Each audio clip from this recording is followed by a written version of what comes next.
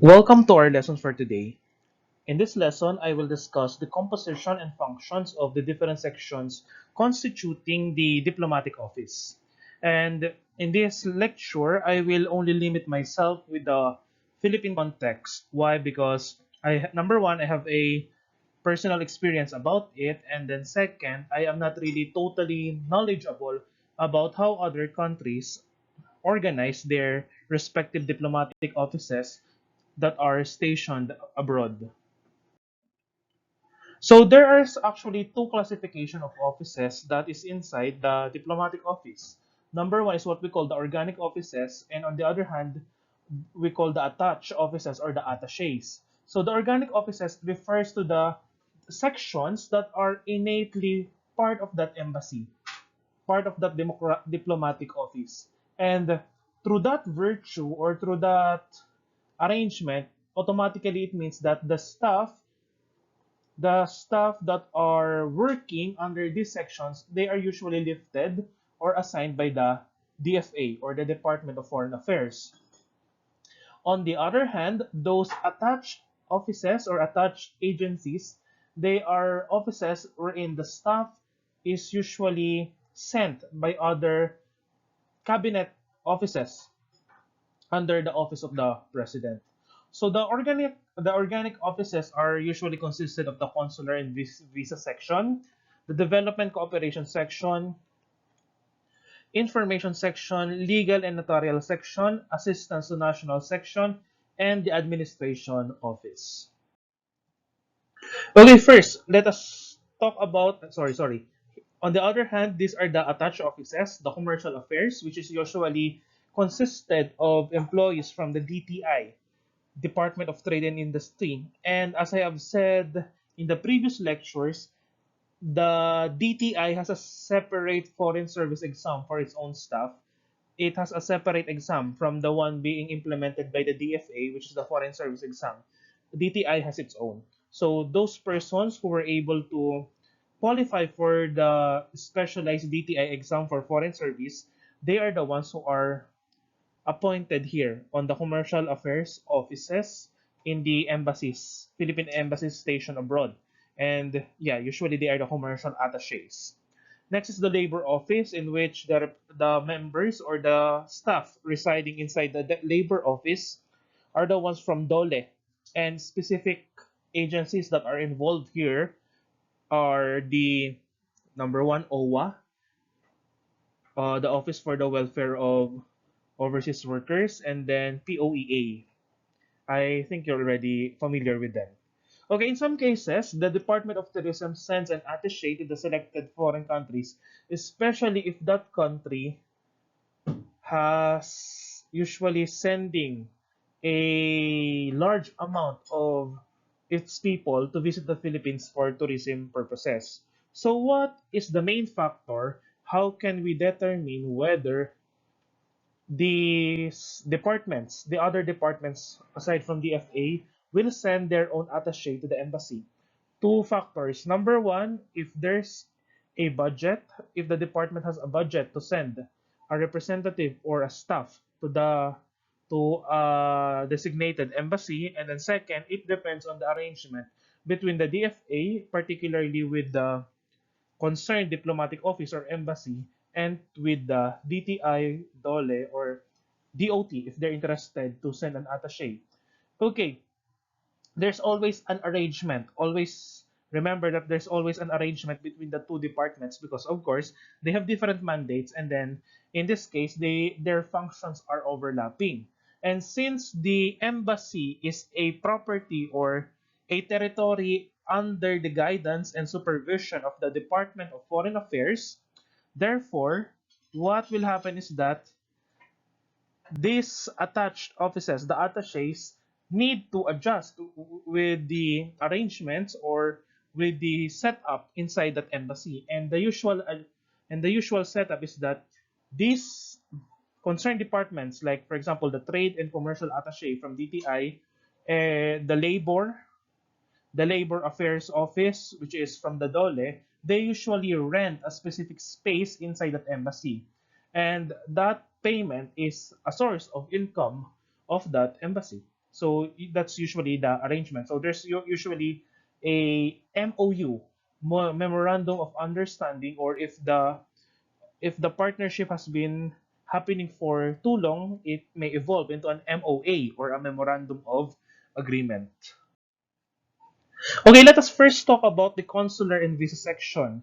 So let us first talk about the first service that this section offers, which is the visa, which is a very a very lucrative business, not only for the embassy but for the Philippines, because visa serves as a source of income for the embassy, and then the it funds the operations of the embassy, and then some of the income are being sent to DFA and to the office of the president. In some cases, it depends. And it has an ancillary effects. Or what do I mean by ancillary effects? It has spillover benefits to the domestic economic situation of the Philippines, because the more visitors, the more foreigners that visit the Philippines for tourism purposes, the better for the economy, because it will encourage the emergence of businesses. And if there are different, or there are several businesses looming inside an area or tourist spot, like for example restaurants, bars, um, hotels, local transportation, etc. Of course, number one, it's a form of investment, and then second, it has another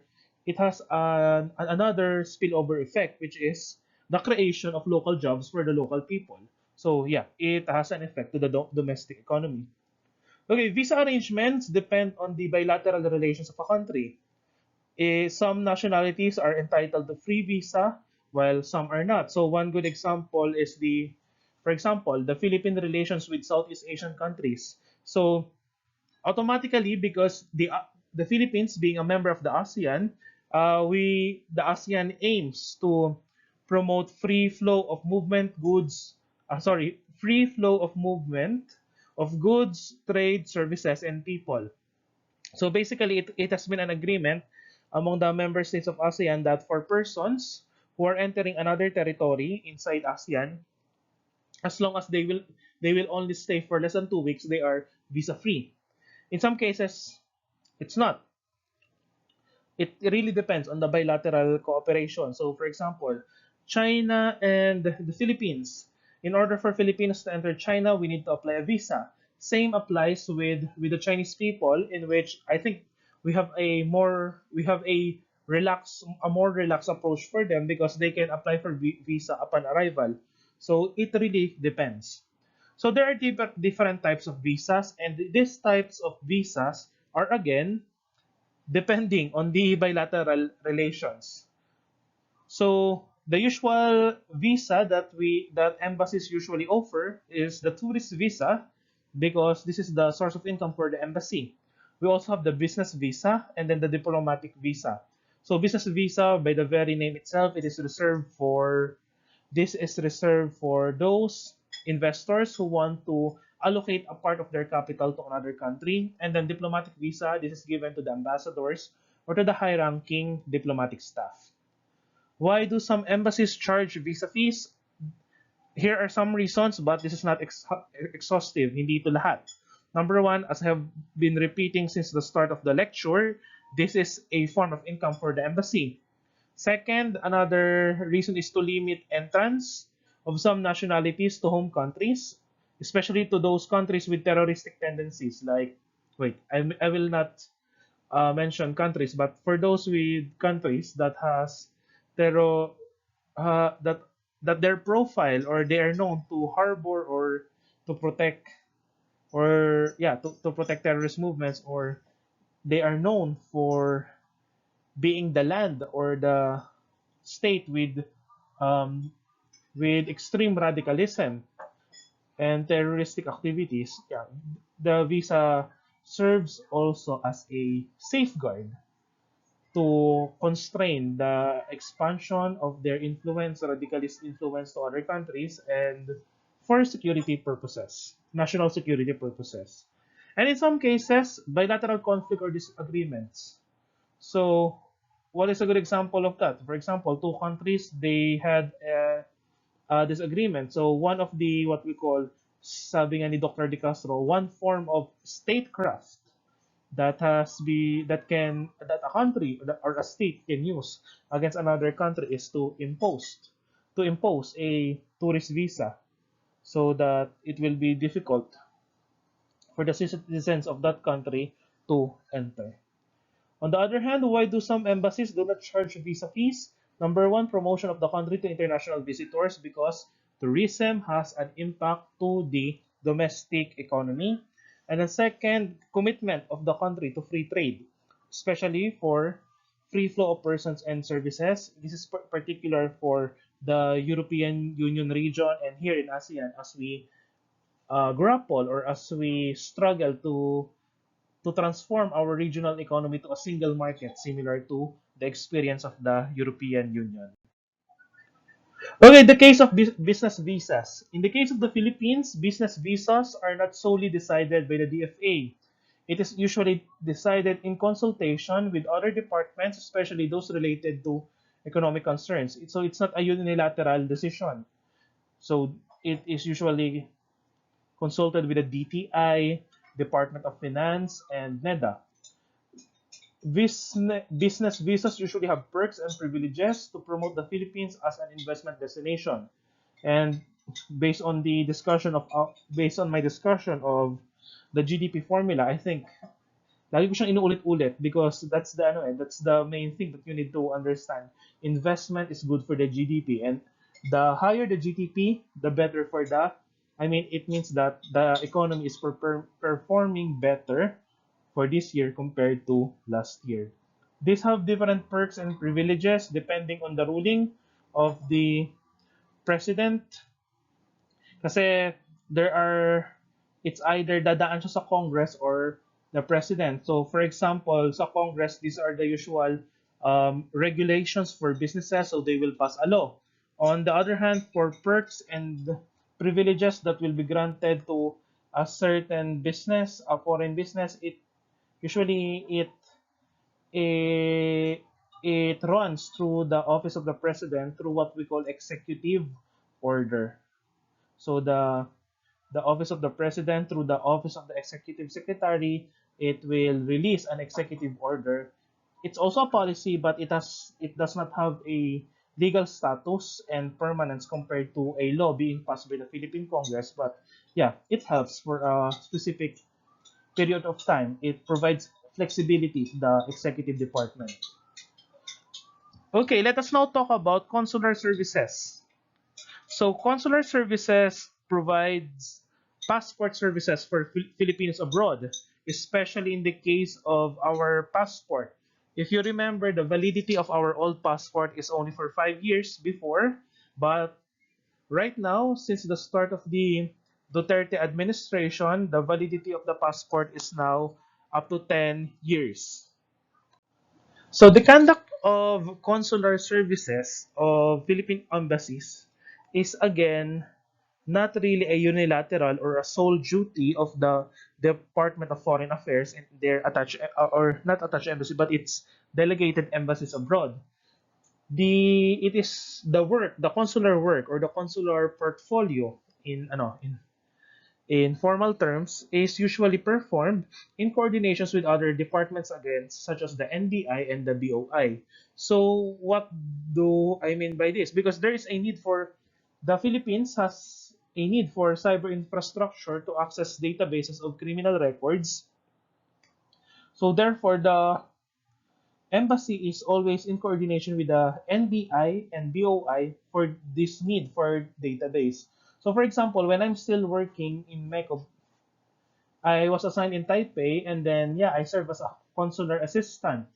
And then there's these Filipinos who are lining every day, Monday to Friday, to apply for the renewal of their passports, because expired, if their passports expired, their residence permit in Taiwan, and I think that's the same setup in other countries, will be also deemed illegal or invalid. So they will be labeled as a TNT, tago ng tago, illegal aliens. So they need to renew their passports actually at least 6 months before its expiration. So Of course, there's the typical passport thingy that you experience in your application in DFA. For example, in West Manila sa SM Manila or dito sa Asiana. So, ita-type ng staff yung pangalan mo, birthday, all personal details. And then, pipicturean ka. Bawal na nakangiti, bawal labas ang ngipin, bawal may salamin, maayos dapat ang buhok, etc. So, ID picture. And then, your name will be encoded in a specific software. In the case of NECO, they are using this what we call FileMaker. So, and then this FileMaker, it's attached to a software developed by the DFA and the Bureau of Immigration. And then they will type the consular staff will type the name and details. And then that software provided by the DFA will automatically check the database of the NBI and the Interpol or the International Police. And by that, and through that technology, lalabas whether your status is a hit or a no hit. What's the difference? If hit, ibig sabihin, you have a criminal record in the Philippines that you need to solve. If no hit, it's okay. You can proceed with your passport application, pay the required dues, and then wait for 2 to 3 months until your passport arrives from Manila, from DFA Manila. But if yung pangalan mo, your name, the result of the checking in the database, the result is a hit. It means that you have a criminal record, or of course there are some innocent people, may kapangalan kang criminal, and you need to clear that, and you need to clear your record. So how does an OFW or a Filipino residing abroad clears his or her record? He needs to go back to the Philippines, consult with the NBI, do arrangements with the court in order to clear his name, and then NBI will update that record. So doon ka pala makakapag-apply ng passport. So actually it's really a hassle because of course you have work abroad. For example, you are a caretaker, or you have either you are a blue collar, a white collar worker abroad. It will affect your work because you need to go back to the Philippines. And we know that the legal cases here in the Philippines usually took not only months but in certain cases years. So that is really a devastating situation for the OFW.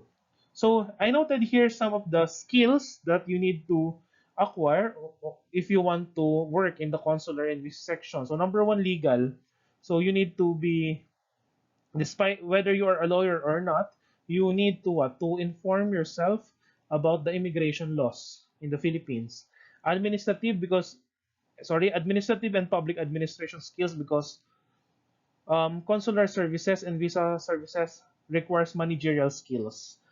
Despite that you are a clerk or a staff doing the encoding, the clerical duties, you need to have managerial skills because this is really a tough duty because prior to COVID, thousands of foreigners are going to the Philippines and you need to record to counter check whether this foreigner has a criminal record in the international police, etc. So yeah, so you need due diligence and attention to detail in this kind of work.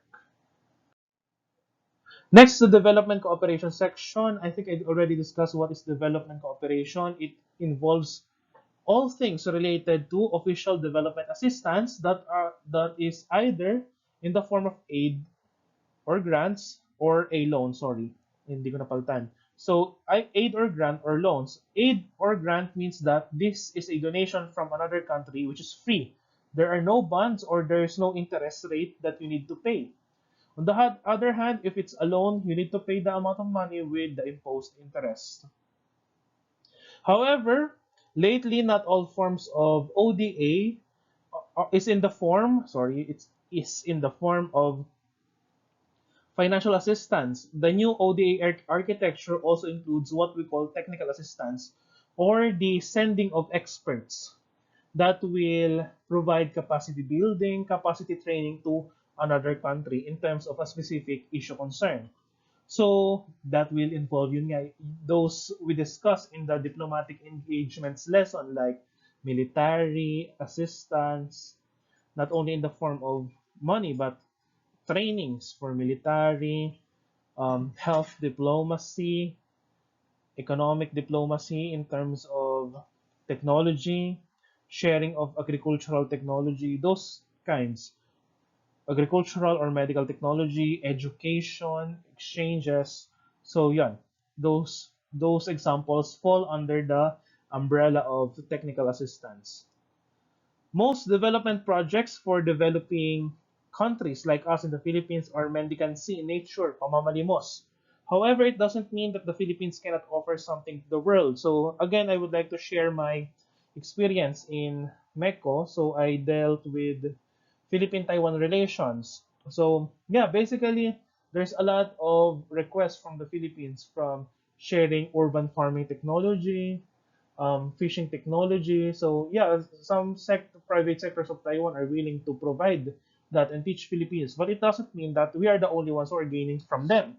We also, the Philippines has its own assets to offer to the world. So for example, in the case again of Taiwan and the Philippines has an intellectual asset that can be shared to Taiwan. Number one is the level of our English fluency. So we usually offer that Philippines can serve as an English teacher to Taiwanese. So it doesn't only mean that Filipino teachers are teaching English in Taiwan, but we invite Taiwanese to study in some schools here in the Philippines, in the universities or language centers. Particularly, they opened in Cebu and Iloilo prior to COVID to aside from educational purposes, the Taiwanese can do some um, tourism agenda.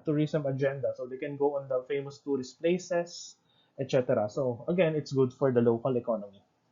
So concerns under the development cooperation section usually include health, education, agriculture, and yeah, since development cooperation is concerned with the official development assistance, it is in close coordination with the commercial affairs or from the DTI and other sections depending on the need. So for example, information section, because the development cooperation section needs to report what are its achievements, and if the embassy management, particularly the ambassador, wanted to publicize this achievement, yeah, the development cooperation needs to coordinate with the information section so that the information section will write a press release to publicize the information or the achievement that the embassy gained or obtained. Okay, information section. Perfect, because I'm telling about it. So the information section of an embassy is the in charge for public diplomacy affairs. So in the diplomatic engagements module that we discussed, public diplomacy refers to the what? To the promotion of the country, not to the government elite of another country, but to the what? So that the citizens of the another country will be attracted and produce positive values for this country sending that information. So yeah, so the task of the information section is to what? Yeah, to formulate soft power resources and to provide true provision of this information to the public about the following. But again, this is not exhaustive. Number one, the activities and operations of the embassy. So the remember class that the most Filipino ambassadors are not those foreign service officers who chose foreign service as a career.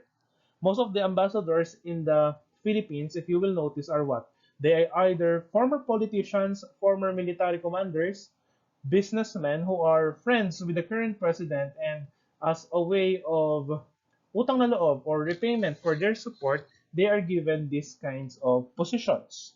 So they have their own political agenda, which is to show to the president and to the secretary of the Department of Foreign Affairs that they are working hard and they have achievements. And through these achievements, the political agenda is babango yung pangalan nila, and the president will or the cabinet will have a favorable stance or favorable image to these appointed ambassadors. So yeah, the information section is concerned about publicizing these activities and operations. Another example is if there are, for example, changes in the operations of the embassy, it is the information section that will provide that. For example, there is a change in the schedule of passport application, or the embassy decided to open the office for passport and visa even on a Saturday and Sunday. So the information section will produce a press release or announcement on about that. Usually it's the main the main parameter is 2 weeks before. So that's the best. At least 2 weeks before the intended event. So always remember that if you work in an office, particularly in a government office, 2 weeks before. Dapat yung invitation nandun na 2 weeks before. Okay, another example is yon. So changes in schedule, changes in the fees because passport application and visa applications are with a cost. Notable achievements and activities of the embassy or of Filipino migrants in the foreign country assignment. So for example in Singapore, there's this Filipino who was promoted as a full professor in Nanyang Technological University. So it's a pride of the country. So the Philippine Embassy in Singapore wrote a press release and publicized that achievement. Promotion of the Philippines to the host country and its citizens. So aside from writing press releases and with diplomatic correspondences, the information section also organizes projects that will promote the Philippines. So in in my example, in the diplomatic engagements, in my experience, we organized a photo exhibit in one of the in Ximending district in Taipei because it's one of the busiest districts in Taiwan. And inside that red house, it's a public facility, a public space.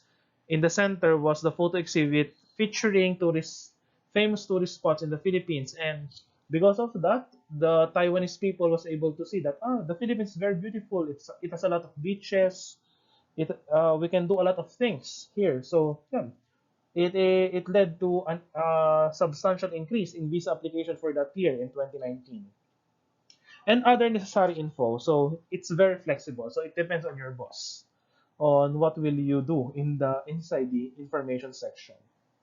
So I put some pictures here. So yeah, this one a headline of a press release from the Philippine Embassy in Beijing, and then another headline posted by the Manila Economic and Cultural Office in Taipei. Next, the legal and notarial section. So it is in charge for all legal certifications needed by Filipinos residing abroad. So these are the following concerns. So usually, the main boss here in this section, by the very word legal, it means that the one being appointed here is an attorney. And that attorney must be well adept or has a specialization on the laws that address the following. Number one, citizenship, dual citizenship. So the Philippines does not really what? Does not really discourage, based on the Constitution, the Philippines does not really discourage Filipinos to have dual citizenship. According to legal scholars, the legal experts, what the Constitution prohibits is that ang bawal daw is not dual citizenship but dual allegiance to a country. So it's a play of words, but in in short, dual citizenship is allowed because it has again economic benefits. So for example, if you're a worker in another country and you married a a foreigner, so in some cases, some Filipinos were able to what? To marry a businessman from that country, and then because of that, that businessman will be interested to put some investments in the Philippines. So again, it's good for the economy. In some cases, particularly here in Taiwan, the MECO has been what? Has been, if I remember it correctly, so MECO has been promoting the Philippines as a retirement destination for the Taiwanese. So usually the main target here is those Filipinas who were able to marry a Taiwanese citizen. And again, it's good for the country because investments, flow of capital, because that retiree, that old Taiwanese man or Taiwanese woman, will of course relocate to the Philippines, and you need capital to relocate. So yeah, it has again a impact for the domestic economy. Authentication and acknowledgement of foreign documents and notarization of documents. So yeah, it depends on what kind of documents. Titulo ng lupa. So in my case, when I studied in China before, after my graduation, I stayed in Beijing for 2 weeks because my diploma and transcript from Jilin University must be first accredited by the Ministry of Foreign Affairs of China, and then after that, I need to submit it to the Philippine Embassy in Beijing to authenticate that this diploma and this transcript is real. It's authentic and real. It's not produced by your own printer or a printer or a fake printer or a fake publishing house. So what I did is, yeah, when I'm still in Jilin, I forwarded it into a um, notarial office, which involves the signature, required a signature of a Chinese lawyer with his contact details, and then chop yung seal, because in China they still use the seal, which is one of the reasons why I think ang daming fake documents sa kanila, because ang daling pekein nun yung chop, yung tinatatak lang. So ayun, and after that I went to Beijing to the Ministry of Foreign Affairs. I had the Ministry of Foreign Affairs to authenticate it, and it's very expensive because during that time, that's the Aquino administration. That's the Aquino administration. So mainit. There's a tension between China and Philippine relations. So one of the implications of that is that ang mahal ng singil ng Ministry of Foreign Affairs for that authentication.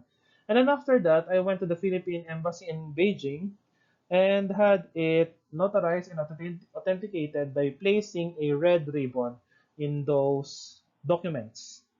Certificate of tax exemption, particularly with OFWs. So Filipinos who are working abroad are tax exempted. But there are other what? They pay other dues like in OWA and POEA. So yeah, special power of attorney, it means that if this Filipino want to represent himself as a representative of or wants to have an official status as a representative of a legal entity, whether it's an individual or a corporate entity, hihingi siya ng special power of attorney in the legal and notarial section here in the embassy. So those legalities and other legal services allowed.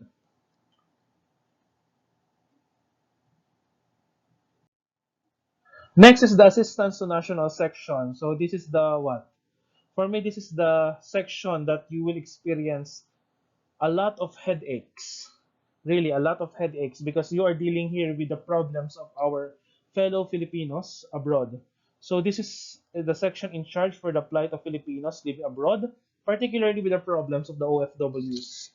So these are the usual OFW concerns that I experience when I'm still working in Taipei. So sudden death. So I experience going to the morgue in the middle of the night because they want me to experience that kind of that work. So yeah, so those are the issues, mga Pilipino na aksidente, whether tinangka or hindi. So those accidents, like for example in Taiwan, there's 3 Filipino fishermen who died because yung barkong sinasakyan nila nabagsakan ng bridge. And I think that's in Chiayi City. And then those Filipinos who are what? Nabangga kasi nag-drunk driving or sumakay ng e-bike. And if based on Taiwanese law, if you're a foreigner or an immigrant who was accused of drunk driving, whether it's a car, a e-bike, or a motor, you will be deported automatically. So those are the headaches. Some examples of headaches for this one, for accidents. Tragedy, yung biglaan ng pagkamatay, um, for Filipinos na bigla namatay, like for example, lumindol and then gumuho yung building. There are those cases. And then there's this case actually in Taiwan again that there's this Filipino who died in a major earthquake. So he was buried inside that building and it took weeks to recover his body, but there was there was a problem. There was a problem in that in the what in the issue of delivering the body, the dead body, to the Philippines because that Filipino used a fake passport to enter Taiwan. So the passport that he used is not really what accurate, and it's not compatible to the records here in the Philippines. He used the name of his brother to enter Taiwan because he already worked in Taiwan before, and he completed 12 years because in Taiwan, 12 years lang yung maximum ng mga OFWs. After 12 years, if you're a blue-collar worker, you need to go back to the Philippines. You can only go back to Taiwan for tourism purposes. But if you are in current law, if you are a white-collar worker, like for example, a professor or businessman or an assistant in the office, white-collar, it depends on your employer if the employer wants to extend your stay. So in that case of that OFW, he used a fake passport. So his records in Taiwan and in the Philippines do not match. So it has been a very tedious process. I'm not involved in that case, but I heard from it. So yeah, it's a very tedious process. Then domestic abuse among Filipinos, especially caretakers. Caretakers, even those factory workers, domestic workers, they usually experience domestic abuse and maltreatment. And conflict with employers and brokers. Let us first talk about conflict with employers. Mga hindi pinapasweldo ng tama, walang benefits, walang overtime pay, etc. Brokers. In some countries, class, the way of hiring laborers is that hindi ka direct hire. For example nga, in my case at Taiwan, so if you're a blue collar worker, you are not directly hired. You are hired through an agency, an accredited agency by the Ministry of Labor. And then pagdating mo doon, there will be a broker that will assist you. That broker will assist you from airport to your dormitory if you're working in a factory, or that broker will be the one who's in charge with securing residency permit, your health insurance, all legal documents. But usually, these brokers, there are times that they are being too excessive. They are asking for a payment from our OFWs that are too expensive and way beyond the usual rate.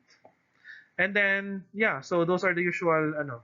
And then, aside from that, the brokers are the ones who are in charge of the plight of the legal status of the OFWs working. So, for example, the brokers are the ones who are monitoring if the passport of this Filipino will expire in 6 months, etc. So, yeah, I understand that the brokers are just doing their jobs, but in some cases nga, they are masyado silang mapagmalabis. They are asking too much payment from the OFWs. And in some cases, yung minsan naman, yung mga OFWs ang kuripot. So for example, that OFW wants to go back to the Philippines for vacation. So the broker may offer his or her service to rent a vehicle for that person so that that worker will be delivered to the airport safely and smoothly. But yun nga, of course, that's not free. May bayad yon. So, in the case of, yun nga, mga OFWs, nagre-reklamo sila about doon. And then one good case is this one. They are asking us to get rid of the broker because they will just arrange their legal documents upon arrival. There's no need for a broker for them to secure their residence permit, insurance, and the other IDs, the residence card, migrant card, all other IDs needed to justify your existence inside the Taiwanese territory. But the problem is that upon their arrival, they need to engage with they need to engage with they need to engage with Taiwanese officials. And some Taiwanese officials, some of them are either they have broken English or they cannot speak English at all. So hindi sila magkakaintindihan the newly arrived OFW and the Taiwanese officials. And this is where the brokers come in. They are the one who are serving as the middleman to, kumbaga, agent to, yun nga, to fix this legal process, the legal requirement. But, yun nga, nagkukuripot minsan yung mga OFWs na, kami na lang, gano'n. So, yun, those kind of conflicts. And some of unofficial concerns. So, for example, private quarrels and conflicts between Filipinos, between OFW. So, for example, I experienced before that there's this woman who had a quarrel with her roommate, and gusto niya isumbong, she wants to report that her roommate used a fake college diploma in order to get the job in Taiwan. She's saying that it's unfair, blah blah blah. So nagsusumbong sa amin ko, but it's a private quarrel eh. So we cannot do anything about it. So yun, those kinds of So mga nagsusuntukan sa dormitory. So those kinds of uwi ka kaagad eh pag na huli ka. So uwi ka kaagad. Other cases, mistresses and illicit relationships. So one good example here is, for example, the legal wife who's stationed in the Philippines, they will message the embassy that they want their husband to be disciplined and to demand that their husbands must give this monthly support to their kids despite that this husband has been cohabiting, nakikipag-live-in na sa Taiwan sa ibang babae. So basically, based on law, that is already considered as abandonment. And since it's a private quarrel, hindi talaga siya part ng embassy.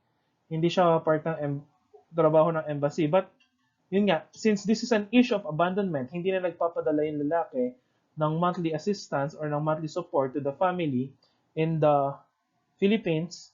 According to some lawyers who are working inside the embassies, this is a case qualified to be considered as a VAWC, VAWC, or violence against women and children. So the embassy can intervene on that, but with very little impact because since magkakaroon ng record ng VAWC yung guy who's living abroad with another woman, magkakaroon siya ng record. So maghi-hit. So it's a crime. Magkakaroon ng hit ng record sa passport application.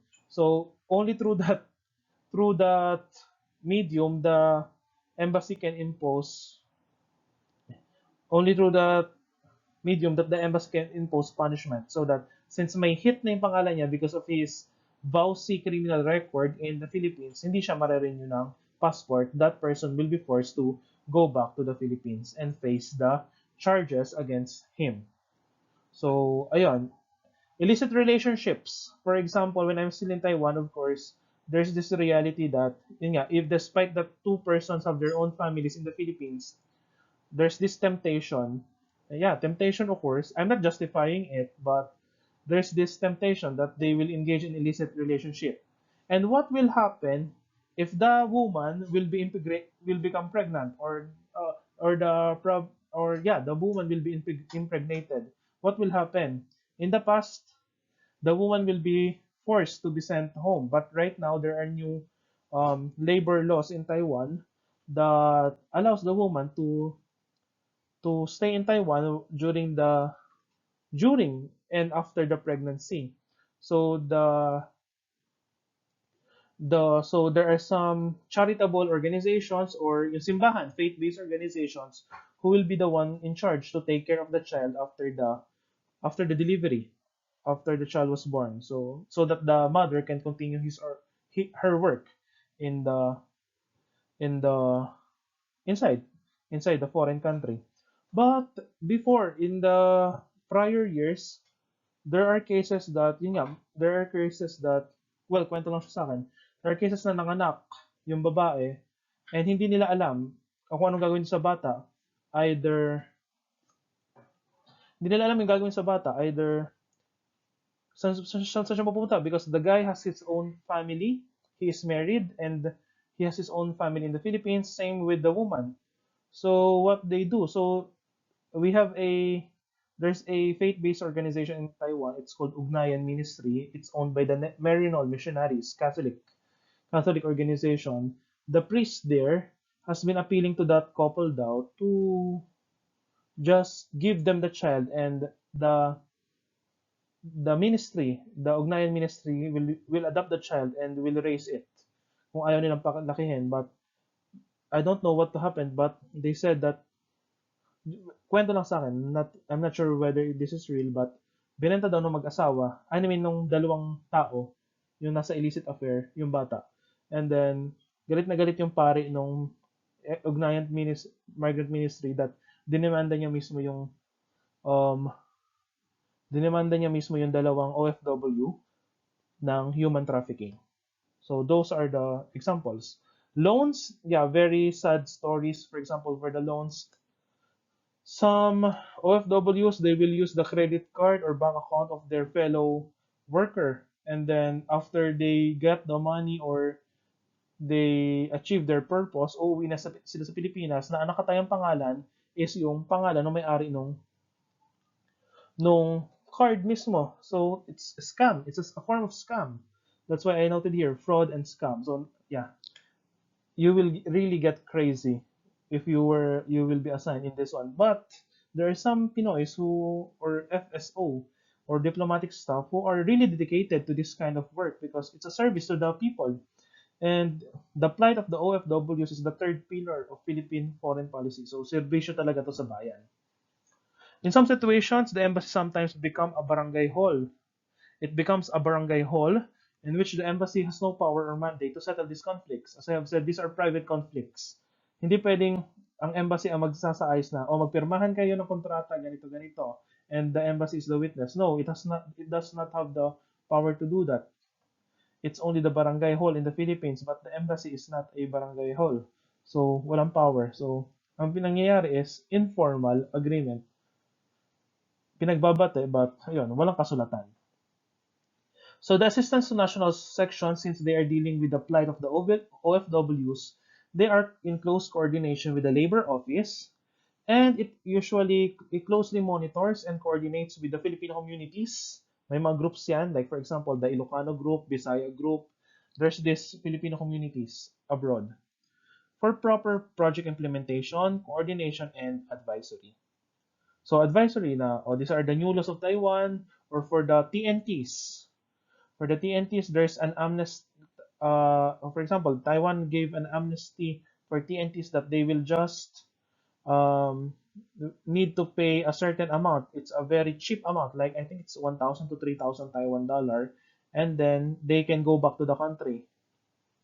They can go back to the country, but in other days outside that amnesty, they need to pay at least, I think, not sure, 25,000 Taiwan dollars. So in order for Taiwan to get rid of those illegal aliens, they are giving this kind of amnesty. So it's the assistance to national section that disseminates that kind of information. Administration offices like the HR, the human resources.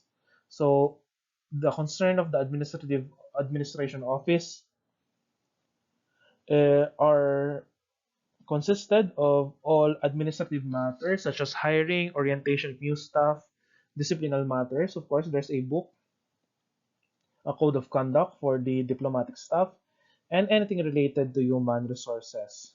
It's concerned with protocol affairs, so it's a subsection under administration that organizes the itinerary, service, schedule, anything of the the high-ranking diplomatic officials.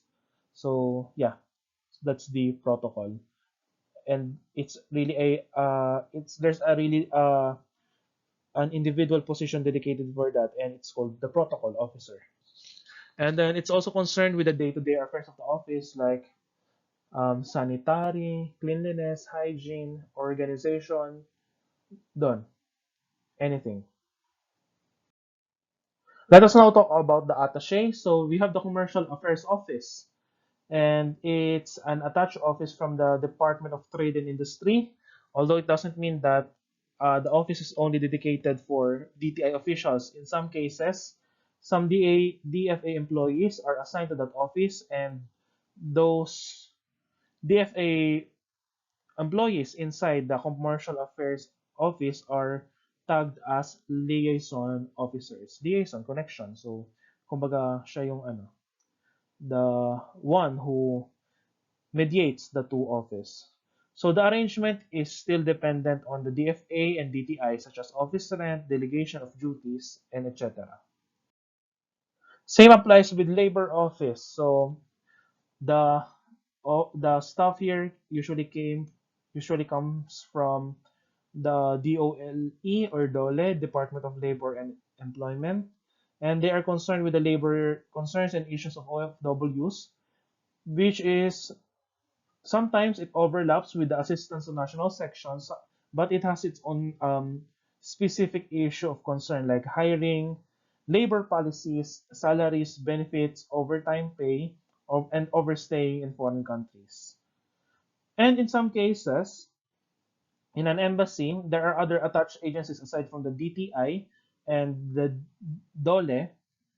As I have said, one of them is the DOT, Department of Tourism, but in other embassies, depending on the budget of the agency, so minsan meron siyang representative from SSS, Pag-ibig, PhilHealth, and the remittance centers. So usually, SSS and Pag-ibig, meron ang embassies because OFWs nagbabayad sila dito every month. In PhilHealth noon, in some cases lang, not all cases. It depends kasi nga sa budget ng office. And then remittance centers, Filipino remittance centers, minsan ina-attach ito. Like for example, when I was in Meko Taipei, there's this iRemit office that the OFWs, ito yung usual na pinupunta nila instead na Western Union kasi mas mura yung charge. Mas mura yung charge and mas malaki yung palit ng pera. So, sabi nila, mas marami ang napapadala sa Pilipinas pag iRemit instead of Western Union. So, dito ako pipila. So, ayun. So, in some cases, banks, private banks, usually sets up, they usually send a representative to the embassy and for a certain period of time, like 1 month or 2 months, that representative will stay in that embassy. The embassy will provide, depende on the agreement again between the embassy and that bank, that yun. And yun, bibigyan siya ng office doon to welcome um, opening of bank account applications from OFWs. For example, again, in my experience, quarterly or occasionally there's a representative from Land Bank that will be sent to Taipei, and that woman will be given a specific room that in which the representative can accommodate applicants for opening of bank accounts from OFWs. So ayun. So usually that's the case, or that is what happened. That is what's happening. That's the usual day-to-day affairs in a diplomatic office or in an embassy.